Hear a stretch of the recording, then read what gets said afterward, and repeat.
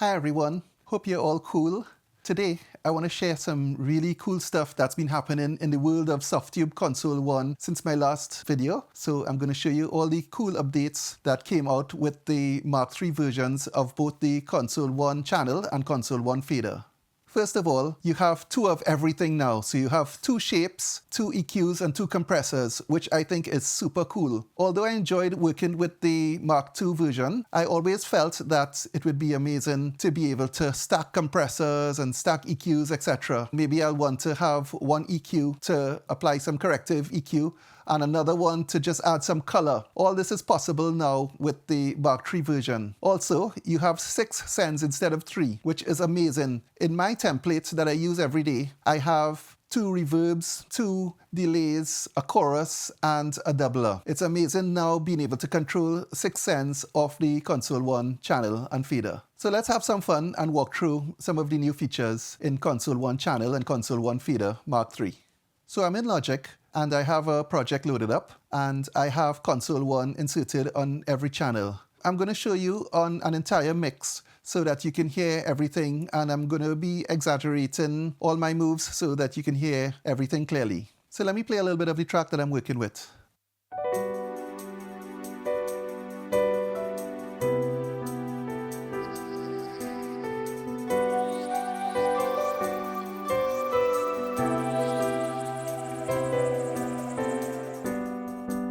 Stop the clocks if you tried. I would follow your way in time till my head screams like a siren and the sparks fly from the wiring. We'll both catch on fire and I'd make the night. So the first thing I'm going to do is turn on the Console 1 on-screen display by pressing the button at the top left of the Console 1 channel. You can also press the button at the top left of the Console 1 fader to turn on the on-screen display. Application, Console 1, System Dialog.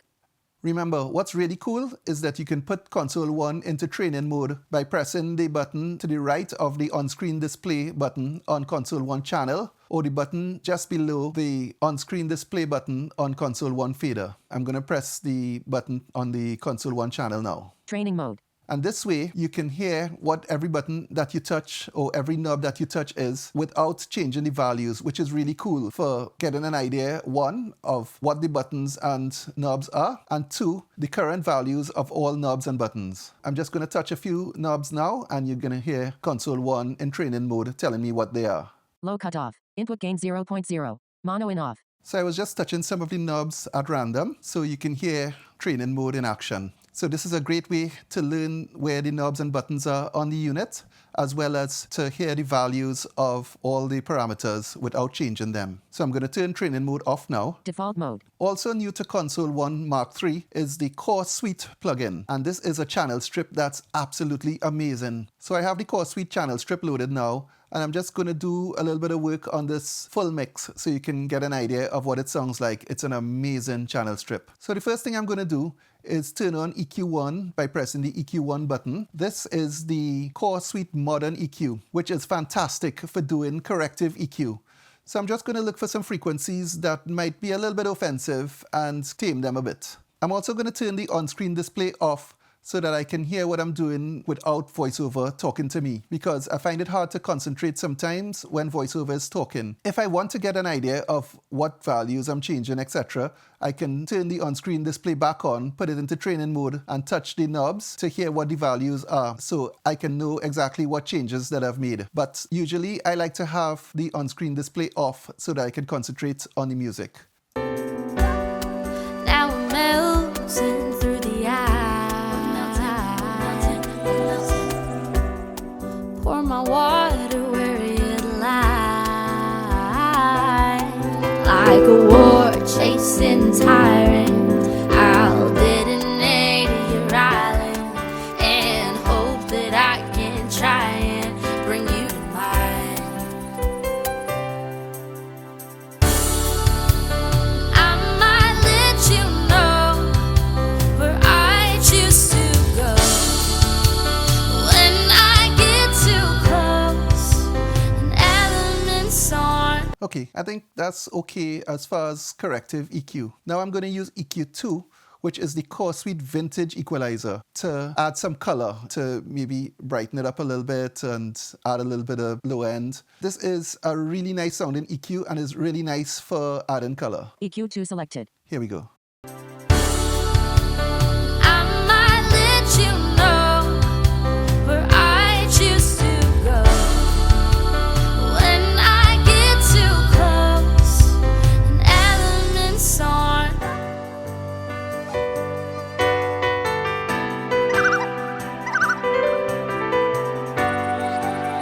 Yeah, that feels pretty good to me.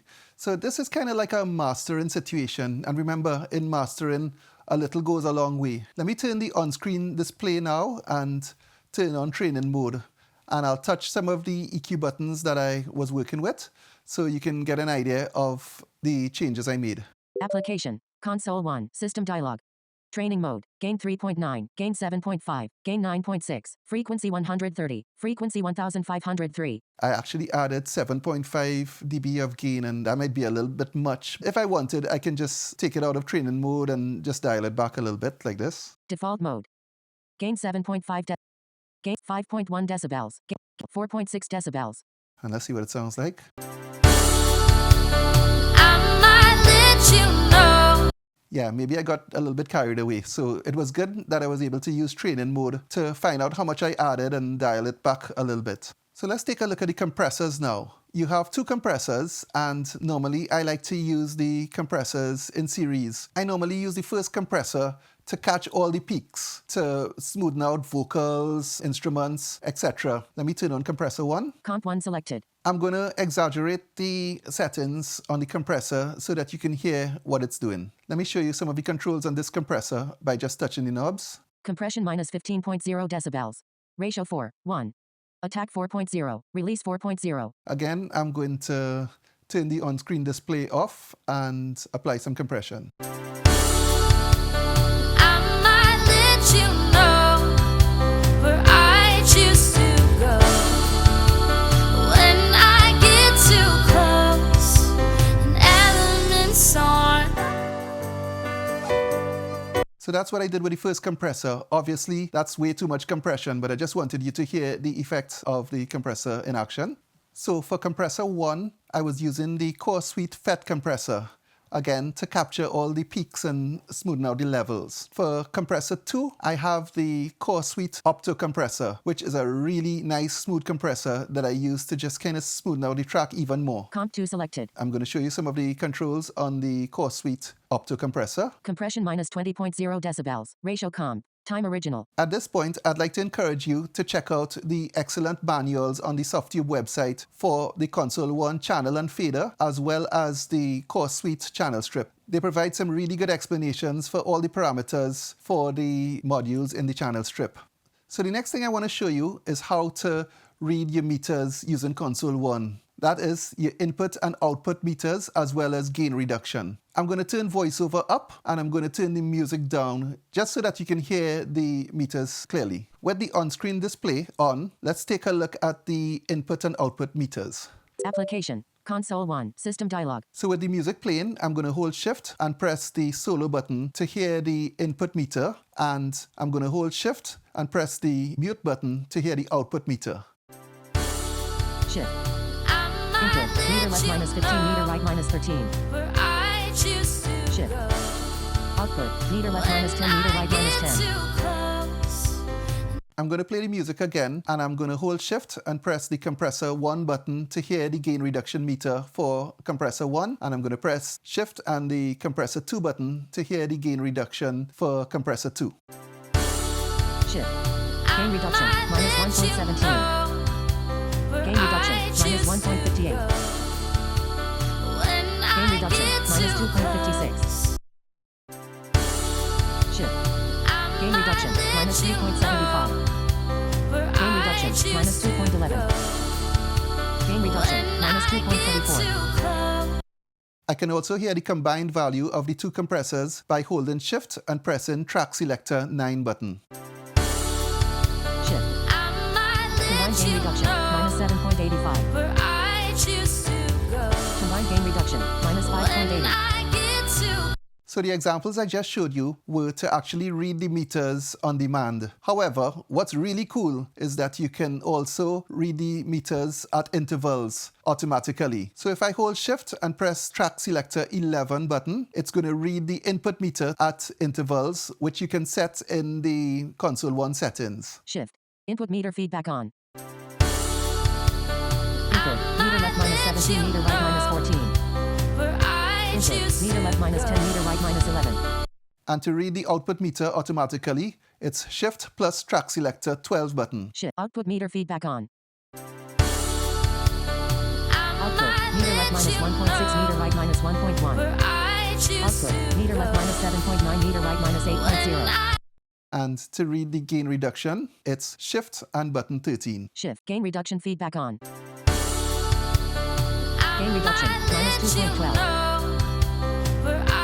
Gain reduction. Minus 3.66. Gain reduction. Minus 4.97. You can also read the peak level by pressing Shift and Track Selector 14 button. Shift. Input peak. Meter left minus 2.3, meter right minus 2.6. Input peak. Meter left minus 5.9, meter right minus 5.1. And the output peak by pressing Shift and Track Selector 15 button.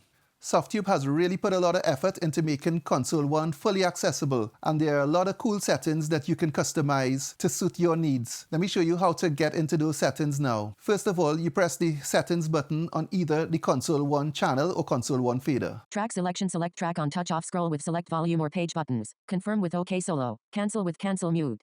Next, you use either the knob at the bottom right of either unit or the page up and page down buttons to scroll through the settings. Use mode button to toggle screen reader training mode on. Short screen read readout off. Readout on knob turn on. Readout on knob touch on.